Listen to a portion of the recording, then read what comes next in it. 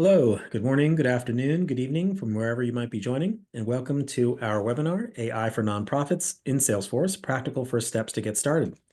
I will be your host. My name is Rubin Singh. I am the founder and CEO of OneTenth Consulting.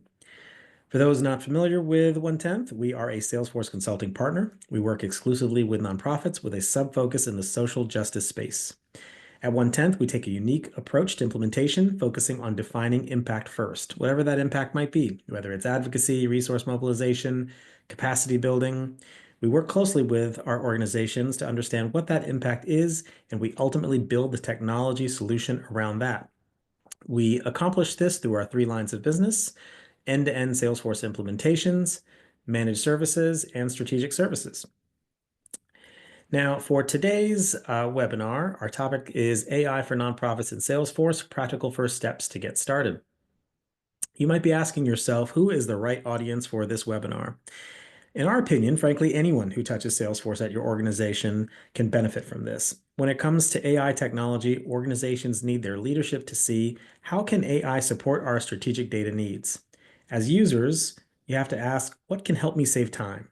And as administrators, you wonder, which approach to AI do I need to take to meet the users and leadership needs in the most efficient ways possible? So when you hear the term AI, a lot of different things might come to mind. Maybe you think of virtual assistants like Siri or Alexa, tools that help automate everyday tasks, or perhaps you're thinking of chatbots or predictive analytics or even self-driving cars. For some, AI sparks a lot of excitement about innovation, while for others, it raises concerns about ethics, bias, job displacement, and all of these are very real concerns. So as we explore AI today, let's consider not just the technology itself, but also its broader impact on individuals, communities, and the way that we work. In the Salesforce ecosystem, you've likely been inundated with a wave of marketing around AI, Agentforce, Prompt Builder, Einstein Copilot, and more. It can definitely feel overwhelming, almost as if there's an urgent race to adopt AI or you risk falling behind. The messaging often implies that if you're not leveraging AI right now, you'll struggle to keep up. You'll lose donor support, or you're going to miss out on key efficiencies. Today, we're going to cut through all that noise and focus on what really matters: how AI can support, not replace, your team's work in a way that is both intentional and sustainable. In my own conversations with nonprofits about AI, the excitement is very much balanced with uncertainty and to some extent fear. Some nonprofits worry that there could be a privacy breach, that the moment Salesforce is connected to a large language model, you can put your nonprofit and data at risk. That when CRM data is fed into large language models, you lose control of that data. And in some cases, if that data gets into the wrong hands, especially PII, that data may harm the communities and supporters we're ultimately trying to serve. Others feel that AI is just not for them. Every demo they see of Agentforce shows a very customer service and chatbot focus, and they say that's not really for us. That's not what we do. We don't deal with a volume of constituents that warrants an automated response and action, and plus, we're in the relationship building business. When I speak to fundraising and development professionals, they say, I don't need AI to tell me who my potential major donors are. I know exactly who they are. I've been cultivating these relationships for years.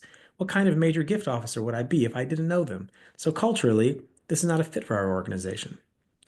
And then for some, there's a fear of losing authenticity. And the best way I can describe this is with an organization I was working with, and I was speaking to a communications professional, and I was explaining this really cool feature that was available where AI could generate emails under particular circumstances. And as I was explaining this, I said, well, you can set up this flow that in this situation, it's going to send out an email, and you don't even need to write the email. AI is going to automatically generate it for you. And he said to me, he said, Ruben, I went to school to become a communications professional. I've been doing this for many years. I care about this organization, and I choose my words very carefully with every communication that I send out. What makes you think I want AI to do that on my behalf?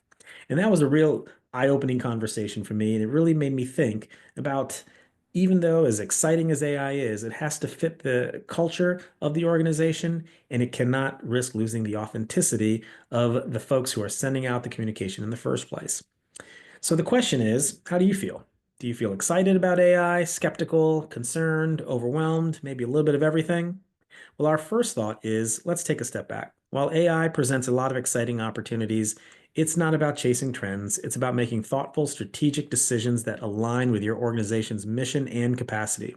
So, our first recommendation is don't rush. AI isn't going anywhere.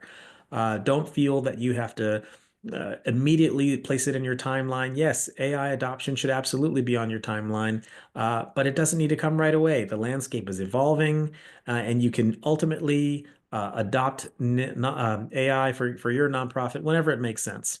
In the interim, you definitely want to ask questions about your strategy, make sure that anything that you are thinking about from an AI perspective is mission aligned, and really focus on what does that make sense for us, and make sure that our data is clean. AI can only work so well, but if your data is incomplete, inconsistent, inaccurate in many cases, very redundant, you're only going to get so much out of an AI solution. So focus on asking yourself and your organization, what is it that we want to accomplish from a strategic perspective with AI? And is our data ready for it? If not, what can we do to remediate our data so it is clean, consistent, accurate, and ready to go? Another very valid concern I mentioned is about security. And I would say that when it comes to security, it's good to be cautious. And there are questions you want to be asking Salesforce or asking your consultant, asking your system implementer. But for me personally, what gives me a bit of comfort is the Einstein trust layer. For those of you not familiar with it, Salesforce's Einstein Trust Layer is a security framework that's designed to protect sensitive data while enabling AI-powered insights. It prevents PII from being shared by automatically redacting sensitive data, enforcing zero data retention, and providing role-based access controls. With enterprise-grade encryption, auditing, and compliance tracking, the trust layer ensures AI is used responsibly, allowing organizations to harness its power without compromising privacy or security. So let's take an example. Imagine you're using AI in Salesforce to draft an email to a donor, and you mention their name and donation amount. What the Einstein trust layer is going to do is it works behind the scenes to make sure that this personal information isn't sent to external AI models. Instead, it anonymizes or redacts sensitive details before processing. So while AI can still help craft the email, your donor's private information stays protected. So think of it like a built-in security filter that ensures AI assists you without exposing any confidential data. And the last point I want to bring up here is that AI isn't one size fits all. So find the right fit for you, as I mentioned earlier. What works for one nonprofit may not work for another. So while there's so many AI tools available, it's important to identify practical use cases that align with your organization's goals, whether that's improving donor engagement, automating administrative tasks, or streamlining grant writing. The key is start small. Test AI in low-risk areas, learn from your experience, and scale only what truly adds value, rather than feeling pressured to adopt AI just because it's trending. Focus on integrating it in ways that enhance your mission and capacity. Despite all the doubts and skepticism, there is one unanimous advantage that every nonprofit I talk to is hopeful and excited about, and that is about saving time. It reminds me of this meme that's going around on social media. I want AI to do my laundry and dishes so that I can do art and writing, not for AI to do my art and writing so that I can do my laundry and dishes. And this is very much aligned with what I'm hearing. Nonprofits don't want AI to directly communicate with their donors. They want it to handle tedious, time-consuming tasks so their time can be freed up to meet constituents. They can meet with donors, deliver programs, organize events, and all the other high-touch, high-value tasks that really move the needle forward with your mission. So that's what we're going to focus on with our demo. We're going to focus on three time-saving use cases. First is how AI can be used to build summaries. The second is to unlock insights from multiple data sources. And the third is email template generation. So let's go ahead and jump in.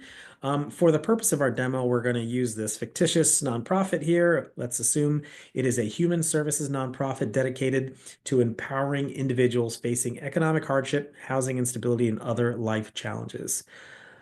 Through Fresh Start's personalized support programs and access to essential resources, they help people regain stability and build a path toward long-term success, and for individuals and families to thrive. So that sets the stage for the demo that we're going to see working with this organization, Fresh Start. And for this particular demo, we're going to be doing this in Nonprofit Cloud. For those of you who might be more familiar with Nonprofit Success Pack, you'll definitely see some new things here, and more than happy to have some conversations with you separately to see if Nonprofit Cloud is the right fit for you. So let's go ahead and jump into the demo. Give me 1 second here. to switch over. Right. So we're going to start here with the case management app. Now, in the case management app, I'm going to go to Joe's record right here. Joe is a participant in the program and regularly meets with a counselor. And you can see on the right-hand side, there's many notes, many interactions over time. And in this at Fresh Start, there's no really end to the services. Relationships can last for many years. But let's say after a couple years, Joe's counselor leaves Fresh Start and a new counselor takes over. They can go through the process of reading through each and every weekly note for the last 2 years, or more likely, they're just going to end up skimming the last few notes and picking it up from there. But we've built a case summary feature that will take a look at all these interactions and notes and perhaps chatter and summarize the full history in a matter of seconds. So here I am on the case record. We have all these interaction summaries. And what we've built here is this button here called Case Summary. And in a matter of seconds, it's going to look through everything and give just enough detail that's going to help the new case owner take over. And we do have some flexibility on how exactly the summary is going to be structured. And we'll take a look as this pops up here in just a second. And you can see here there's an executive summary, any key details of what was reported, stakeholders, and then it has the summary of interactions going week by week. I could do month by month if I chose to, but it gives me just enough of a glimpse that I can quickly read exactly what's been going on. And of course, you still have the ability to look at each and every case note, but this gives you a quick summary in case you need to jump into a particular meeting with Joe and you're a new counselor taking over. So this could be a tremendous time savings by having this case summary here listed. So that's one example. Now let's stay within case management, and I'm going to move over here to Alex's record. One of the biggest challenges that nonprofits face, even in small organizations, is there are too many barriers, too many data silos, and not enough collaboration or synergy across departments. So even though case managers are diligently tracking notes, could there be a way for the programs team to easily find out who might be a candidate for a particular program? So let's say we have this history that we are tracking about Alex over time, and we're tracking all these interactions, we're tracking tasks, we're tracking client notes. But how is a program manager supposed to look in through each and every note to figure out how Alex might be a good fit for one of their programs? So what we've built here using Prompt Builder is a tool that is going to review all the interaction summaries and suggest what the top programmatic interests are. And so what I'm going to do here is I'm going to click on this right here, this wand, and I'm going to say, go ahead and see what their top programmatic interests are. So it's analyzing all the interaction summaries for the full history of Alex, and it's going to determine what are the three programmatic fits for Alex. And it lists out the three of them, and I can look at this, I can review it, I can ignore it, or I can say, yes, this is the right fit. And it goes ahead and it moves it into this field, and I can hit save. Now, you might be asking yourself, well, how did it come up with those specific values? If it just comes up with random values every time, how can I report on it consistently? And we're going to take a look behind the scenes in just a minute here, but I also, in the prompt builder, specified what are the options it should choose from, because we only have so many programs. And so I wanted to find the most appropriate match to the programs based on the interactions that we have. So again, I'll show you what's going on behind the scenes, but this is now saved in the field and it is reportable just like any other field in Salesforce. And so, in fact, let me go ahead and show you how we built this behind the scenes. Of course, we created a flow, and in this flow, you can see this is where we got the contact notes. It's where we retrieved all the related tasks. So it pulls all the notes, all the tasks, and then I have my prompt in Prompt Builder that says, go ahead and identify the top three programmatic interests expressed by this individual and choose from one of these selections, whatever the closest match is. And then, of course, as you're familiar with Prompt Builder, you have the ability to specify the model it should be working with, and it retrieves our results from there. So that, again, can save a program manager a tremendous amount of time rather than having to dig through all the communications to figure out what programs they might be involved in. or a good fit for. Now, this is in the case management, but the exact same principles can still work in program management. So I'm going to jump over to Rachel's record right here, and we have lots of notes that we might have from a program management perspective for Rachel. And I'll go ahead and clear this out so you can see how I did it. But same idea here. I can have top programmatic interest. I can choose this, and it's going to analyze and look at all the program notes. It's going to look at benefits. It's going to look at benefits that they participated in. It's going to look at any activities and tasks. It's going to look at chatter, and it's going to say, go ahead. And these are the top programmatic areas that we think would be a good fit. And I can say, yes, use that, hit save. So this concept of programmatic interest and being able to gather insights from the many notes that we have is something that can be spread and used across multiple objects throughout the system. All right. And then the last use case I wanted to show you has more to do with what do we do with this information now that we have programmatic interest tracked? How can we make this actionable in some way? So I'm going to go back to Alex's record, and we have the programmatic interest defined. So what I'm going to do here is I'm going to send Alex an email. And I know I said before that, some nonprofits might be sensitive about drafting emails that go directly to prospects or donors or constituents.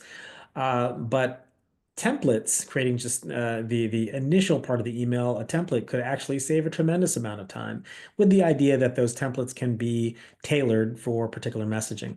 So in this case, I am going to draft an email to Alex, and I'm going to say draft with Einstein. Basically, what I want to do is draft an email that lets Alex know of some workshops, seminars, events that might be going on that are tied to these programmatic interests. And we went ahead and I'm going to select a pre-made instruction that we did. And it's going to pull the programmatic interests. It's going to look to see what program benefits are available, what campaigns are available there for particular events, and it's going to go ahead and suggest that in an email. And this could be inviting them to a particular webinar, workshop, seminar that you think might be appropriate to them, and then send that to them accordingly. Of course, your template can include links to register. So while you may still want to tailor this to make sure it's tied to your messaging and the tone that you want to express, and allowing this to draft a template for you can save a tremendous amount of time. So hopefully with each of these examples that we showed you, case summaries, being able to summarize all those notes at once, being able to gather insights like programmatic interest into a individual's record, and then being able to generate an email from those interests, all give you examples of ways that we can save time. So I'm going to go ahead and jump back to my presentation right here to wrap things up. And I want to just reiterate the key things here about how you can adopt AI. And again, no rush. Make sure it's on your timeline. It doesn't need to be immediate. Focus in the meantime on what are the strategic goals when it comes to AI for you, what aligns with your mission, and make sure that your data is in a position to be leveraged by AI. And that is data cleansing, that is focusing on data accuracy, data completeness, and deduplication. Definitely ask your consultants, your system implementers about security, and make sure you're starting small when it comes to AI. Test, learn, scale, and you're going to really see where value can be added. Excellent. Now, I know that this might seem very simple to some individuals that, hey, let's go ahead and look at the trailhead and get started with our prompt builders. But for others, it's perfectly reasonable to ask for help. For us, partners like OneTenth, we have very flexible models to help you over the hump or to guide you on your projects, big or small. We've worked with some of the most impactful nonprofits in the country, and of course, we'd love the opportunity to work with you. So if you would like to set up a no pressure consultation where we can chat a little bit, understand where you're at on your Salesforce journey, and perhaps how we can help you achieve your goals, we'd love the opportunity to talk. So feel free to give us a call. And that concludes today's webinar. We hope you found it useful. Thank you so much for your time.